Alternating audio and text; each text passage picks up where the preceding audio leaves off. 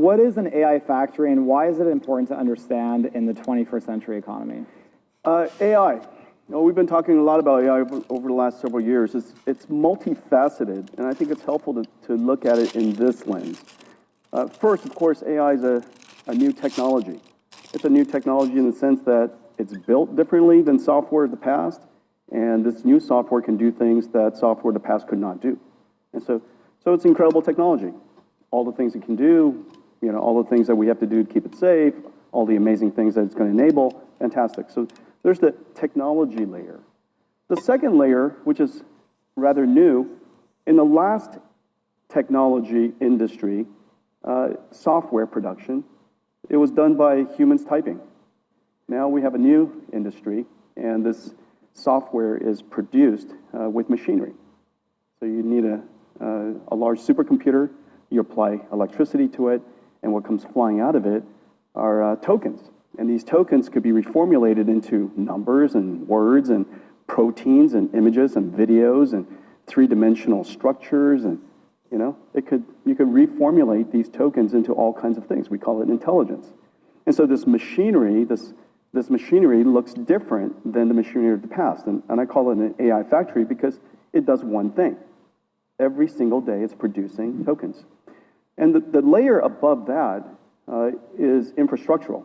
And this is the reason why we now internalize that AI is likely going to be quite an extraordinary industrial revolution in the sense that this new technology is going to enable a new industry that I just mentioned, AI factories, the production of intelligence, but it's going to go back and revolutionize and transform every other industry.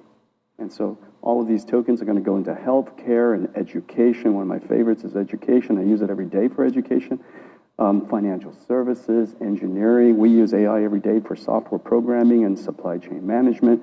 It's about to go into manufacturing and so on and so forth. And so when you think about it from these three layers, it's very clear this is as transformative, as impactful as electricity was before, and it's going to revolutionize every industry. So it's an industrial revolution. So do you think it's a paradigm shift in modern computing and that every factory that's building physical things in the real world will also be accompanied by an AI factory? Yeah, perfect. Absolutely. Today, it's largely manually manipulated. In the future, it'll be autonomous or highly autonomous or semi-autonomous or assisted. And when it becomes autonomous, then it'll be software-defined. And so you're going to have to produce those tokens, those software that feeds that tractor. And so in the future, every company that builds things will have a factory that builds the things that they sell, and then they'll have another factory that builds and produces the AI that runs on that thing that they sell. And so it's very clear when you look at car companies. Today's car companies largely make cars, but it's very clear that in 10 years' time, 你可以选择做一个相对劫匪，也可以选择做相对护卫。在这款游戏里，杀怪绝。Every car company will also produce the tokens that runs in those cars.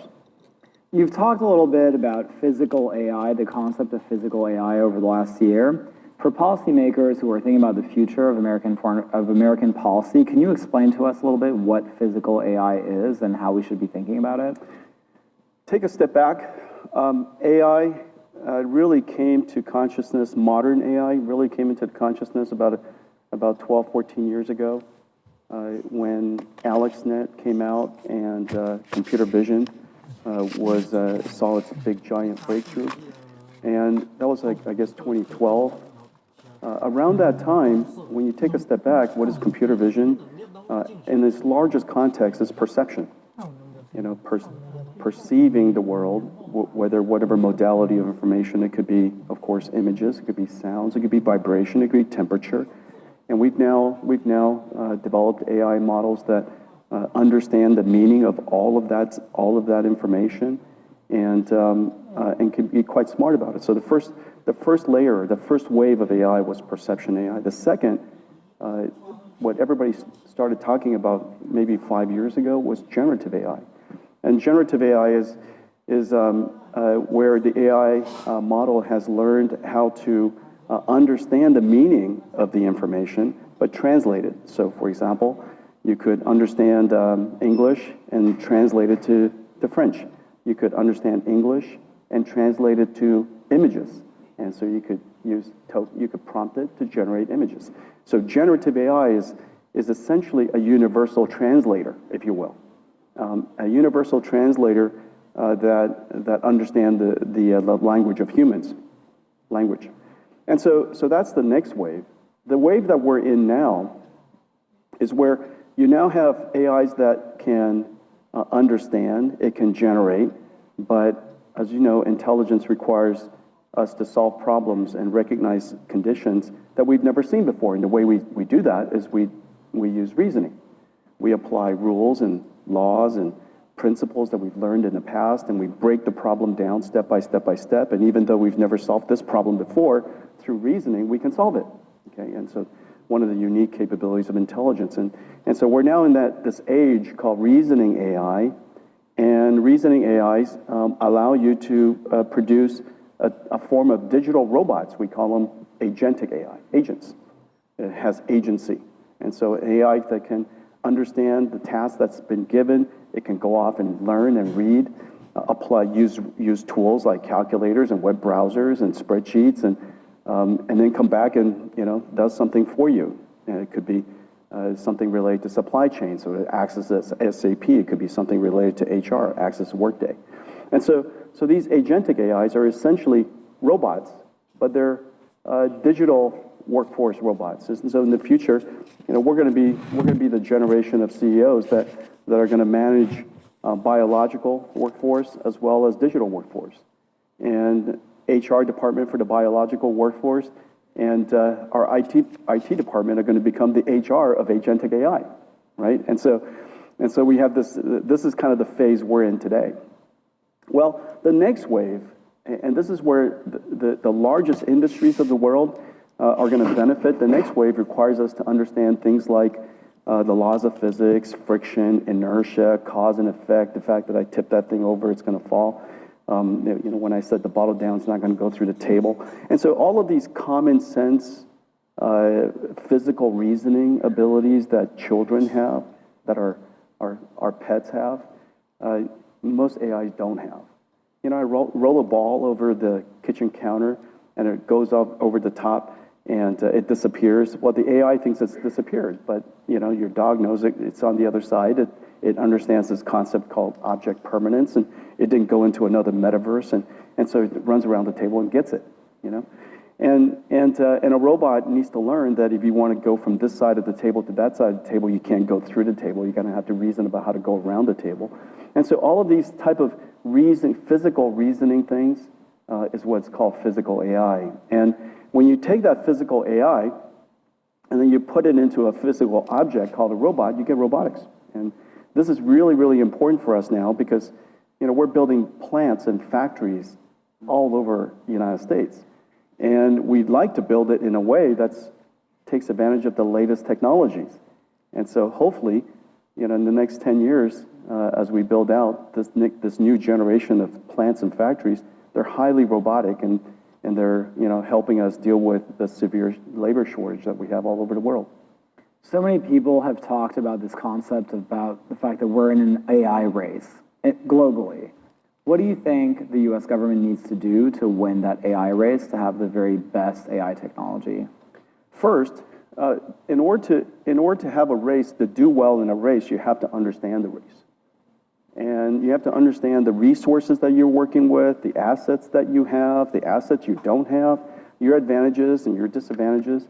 And some of the things to realize is that AI is fundamentally at this core level, and going back to the 3 levels that we're talking about, at each level, we have to make sure that we understand the game. And this game isn't, there's no 60-minute clock on this thing. This is an infinite game. And so most people aren't very good at playing infinite games. NVIDIA is now 33 years old. We've been through 3 computer revolutions, from the PC revolution to the internet to mobile, and now we're in AI. And so you have to, in order to thrive across all of these different changes in the environment, you have to understand how to play games. And so the things that I just described, understanding the game, understanding the assets you have, really important. At the first layer, at the technology layer, the most important thing to understand is the intellectual capital. And remember, 50% of the world's AI researchers are Chinese. First, just take a step back and recognize that. That important factor has to play into how we think about the game. The next is AI factories. In order to do well there, you need to have energy. Because fundamentally, we transform electricity into digital tokens. Just as the last industrial revolution transformed atoms through energy into, steel things and physical things that we know, cars and things like that, buildings and things like that. And the generation before that, we gave it water into a machine called a dynamo, and what came out was electricity. And so now we have electricity go in and tokens come out. So the next layer requires energy. The layer above that is just happening now. And it's really, really important that we understand that ultimately the winners of the last industrial revolution wasn't the country that invented it. It was the country that applied it. And the United States applied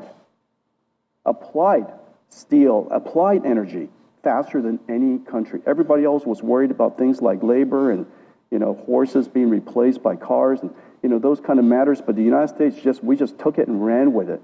And so the infrastructural layer above that is about the application of the technology. It's about not being afraid of it, wanting to engage it, reskilling our workforce so that we're able to apply it, encouraging people to adopt it. And so when you look at when you look at AI through the lens that I just described, the framework that I just described, each one of the layers has its own, if you will, challenges and opportunities, and the game's a little different in each one. On the workforce point, the press has been so focused on weaving the narrative that AI could potentially lead to mass displacement of labor and mass unemployment. Could you help paint a picture a little bit about what your prediction is for the impact of AI on the job market, but also more specifically on what you see as the potentially new categories of jobs that we're potentially not even thinking about today that could actually come into being? New jobs will be created. Some jobs will be lost. Every job will be changed. Okay, so let's just break it down. It's always easy to go to one extreme from another, but I always find it helpful when you break the problem down, reason about it from its first principles. And again, in this framework that I just described, at the lowest layer, as you know, and Jacob, you're deeply integrated into venture investment, and you know what's going on in AI. And at the foundational layer, it's because of AI that San Francisco is back.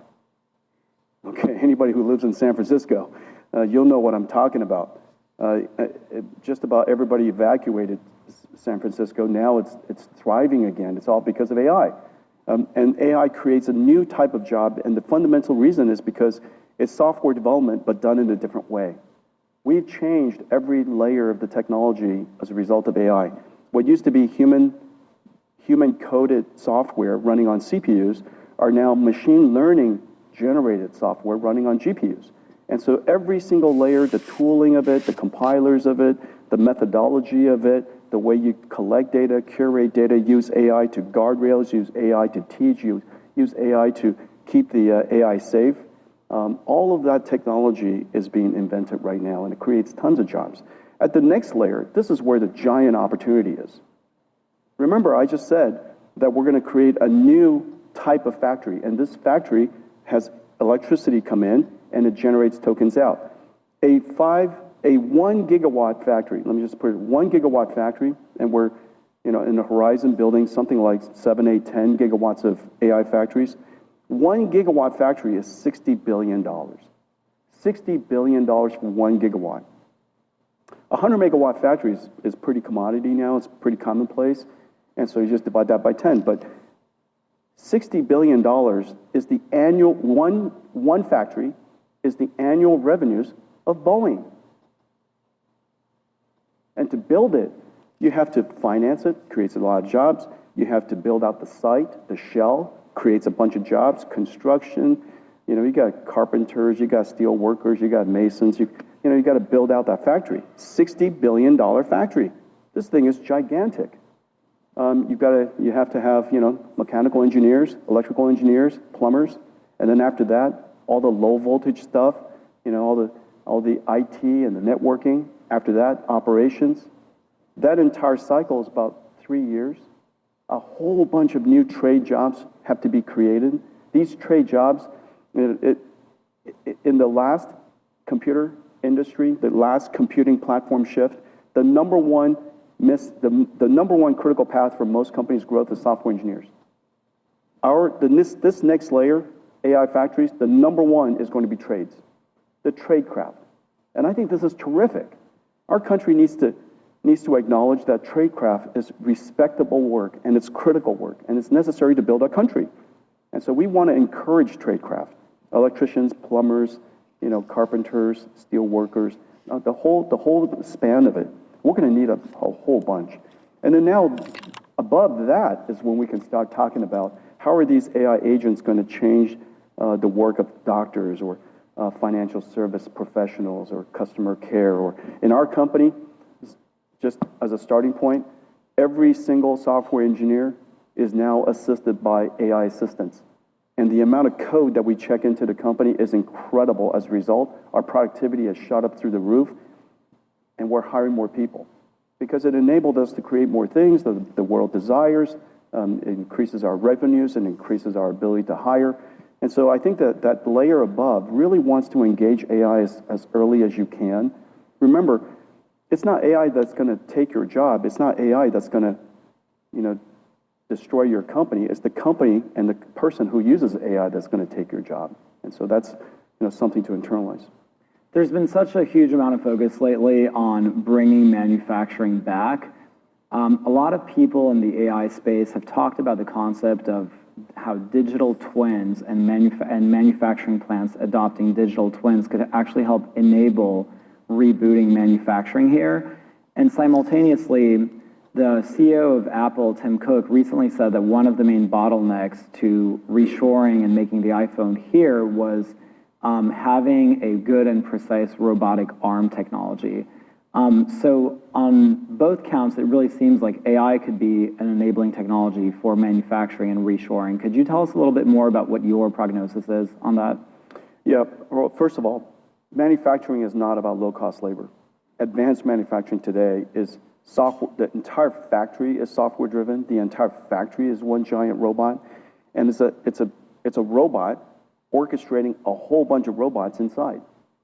And so these advanced factories has a lot of people in it, but it's largely technology. And so I think the first part of it is in our industry, and I'll just talk about mine, the ability for us to manufacture end-to-end from silicon to the AI supercomputers here onshore is a terrific opportunity, and I'm delighted that the administration is really encouraging and supporting the industry to onshore manufacturing. This is high-quality work. It's advanced technology work. Doing it onshore is a fantastic opportunity for the country, and I'm very enthusiastic about it.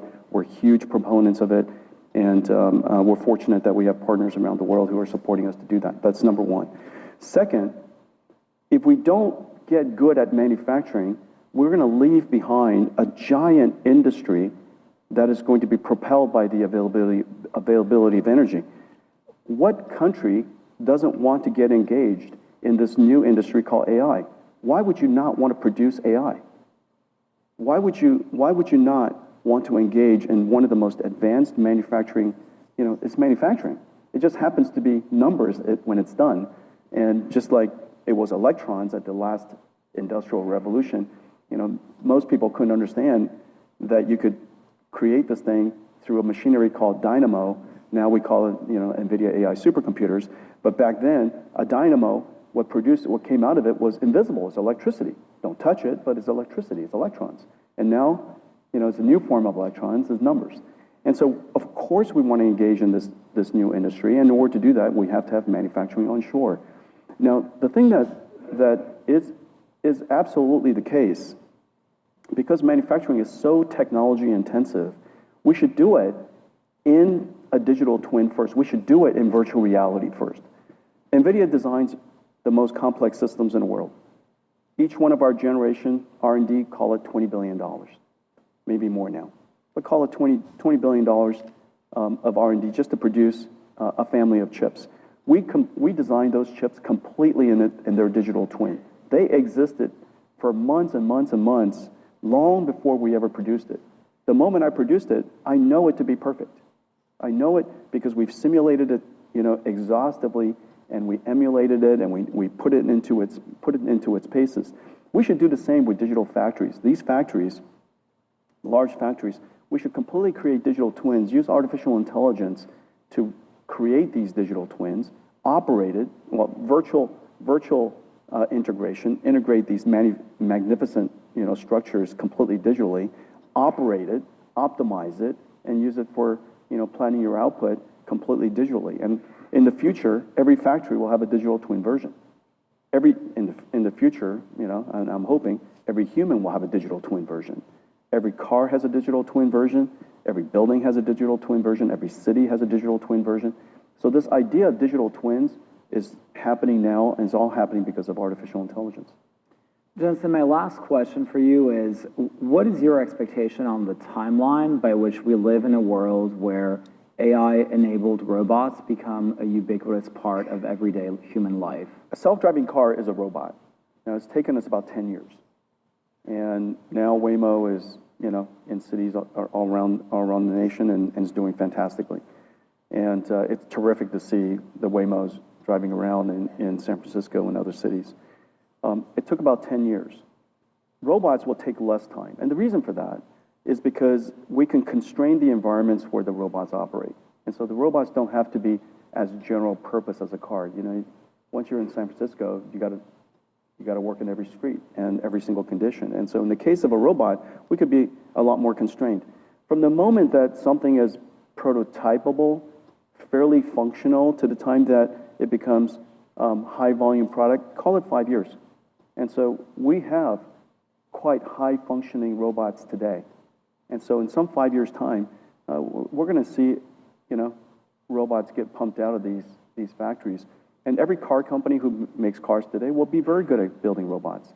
They just have to get good at the software part of it, the AI part of it, but that technology is really, fairly available. Jensen, thank you so much for joining us. Yeah, thank you, everybody. Teenagers are building businesses with AI, while the only AI you know is ChatGPT. Let's be real. Most people over 40 use ChatGPT like it's Google. Copy, paste, ask a basic question, move on. That's not how smart people use AI.